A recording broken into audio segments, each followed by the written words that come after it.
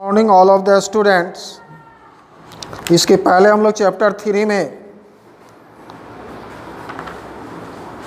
Volcanoes के बारे में पढ़े हुए थे। वोल्केनोज कितने प्रकार के होते हैं। आज हम लोग अर्थक्वेक के बारे में पढ़ेंगे। अर्थक्वेक क्या है? Another sudden movement which takes place in the interior of the earth is an earthquake. These violent tremors originate from a point of disturbance called focus. The point in the earth crust which is vertically above the focus is called the epicenter. पृथ्वी के interior में एक अचानक movement होती है जो earthquake यानी भूकंप का रूप लेता है, या एक हिंसक घटना होती है जो पृथ्वी के किसी बिंदु से उत्पन्न होती है। पृथ्वी के क्रस्ट का यह पॉइंट वर्टिकली होता है, ठीक फोकस के ऊपर, जिसको हम ईपी सेंटर कहते हैं। Earthquakes occur when the earth plates move and readjust due to excessive heat generated in the earth interiors. यानी भूकंप घटित कब होता है? जब पृथ्वी के प्लेट मूव करते हैं और फिर पृथ्वी के इंटीरियर में अत्यधिक गर्मी के कारण रीएडजस्ट करते हैं। The vibration of an earthquake spread out as a concentric waves from the focus. भूकंप का जो वाइब्रेशन होता है वह फोकस से कंसेंट्रिक वेव्स के में फैलता है। It is similar to throwing a stone in the still water of a pond. The ripples of water travel outward from the center when the stone is thrown. These vibrations are called seismic waves. जिस तरह से हम लोग शांत तालाब में अगर कोई पत्थर फेंकते हैं, फेंकने के बाद कुछ प्रतिक्रियाएं दिखाई देती हैं, वाइब्रेशन होता है, ठीक उसी तरह से भूकंप आने के बाद इस तरह की घटनाएं घटती हैं।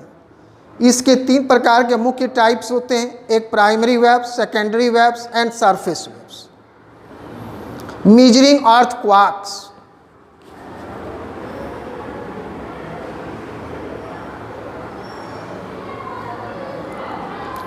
The intensity of an earthquake is measured on the Richter scale. भूकंप की तीव्रता को रिएक्टर स्केल पर मापा जाता है। यह scale American seismologist Charles Richter के द्वारा डिजाइन किया गया है।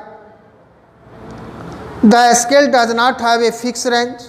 इस स्केल के पास कोई फिक्स रेंज नहीं होता है। It is an open ended scale and written as 0 to 8.9 plus. The higher the number on the Richter scale the greater is the intensity of the earthquake.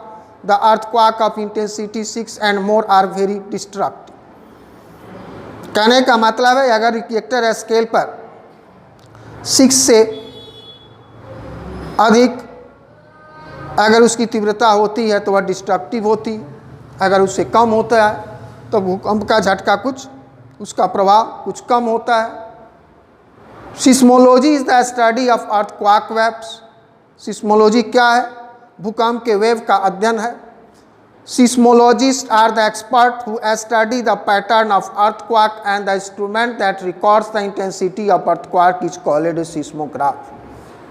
Seismologist जो होते हैं expert होते हैं जो earthquake के पैटर्न का अध्ययन करते हैं और अर्थक्वेक की तीव्रता को जो रिकॉर्ड किया जाता है जिस इंस्ट्रूमेंट के द्वारा उसको सिस्मोग्राफ कहा जाता है। अर्थक्वेक के डिस्ट्रीब्यूशन भी बताया गया है। अर्थक्वेक अधिकतर उस बेल्ट में अनुभव किया जाता है जहाँ पर वोल्केनोज प्रेजेंट होते हैं। Because the earth crust is quite unstable in those region. क्योंकि पृथ्वी के जो क्रस्ट होते हैं बिल्कुल उस क्षेत्र में अनस्टेबल होते हैं। The main earthquake belts on the earth are circumpacific belt, mid continental belt, mid Atlantic ridge belt.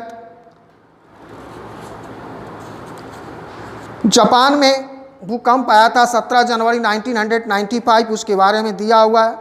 फिर उसके बाद भारत में भूज गुजरात में पड़ता है, जो 26 जनवरी 2001 में आया हुआ था। इससे संबंधित कुछ बातें दी हुई हैं जो आप अपने बुक में देख सकते हैं, पढ़ सकते हैं। आइए एस्टे से भूकंप के समय आदमी को सुरक्षित कैसे रहना चाहिए, 4-5 पॉइंट दिया हुआ है। If there is an earthquake you should move out of your house into the open. अगर भूकंप आता है तो हमें सबसे पहले क्या करना चाहिए, हमें अपने घर से बाहर निकल जाना चाहिए खुले जगह में। Stay away from electric poles, wire, fireplaces, chimney and trees. पेड़, आग का जगह, तार, बिजली के खंभे आदि चीज़ों से दूर रहना चाहिए। अगर हम बिल्डिंग के अंदर हैं, stand in a corner of the room, तो कमरे के किसी कोने में खड़ा होना चाहिए। Under the kitchen counter, table और desk, against and inside corner और wall are the safe spot during an earthquake. भूकंप के दरमियान हमें किचन के काउंटर के नीचे या टेबल या डेस्क के नीचे, यहाँ तक दीवार और उसके अंदर के जो कोने होते हैं उसके खिलाफ, उसके विरुद्ध किसी सेफ स्पॉट में हमें छिपना चाहिए। By taking appropriate measures you can make your house earthquake resistant. घर भी हमें बनाना चाहिए तो ऐसे जगह बनाना चाहिए जहाँ पर इस तरह की घटना न होती हो। ठीक है, चैप्टर 3 में ए से लेकर सी तक आप बुक में अपना बुक वर्क कर लीजिएगा। डी से लेकर एफ तक है, आप अपना फेयर के कॉपी में इसको बनाने का प्रयास कीजिएगा। Thank you.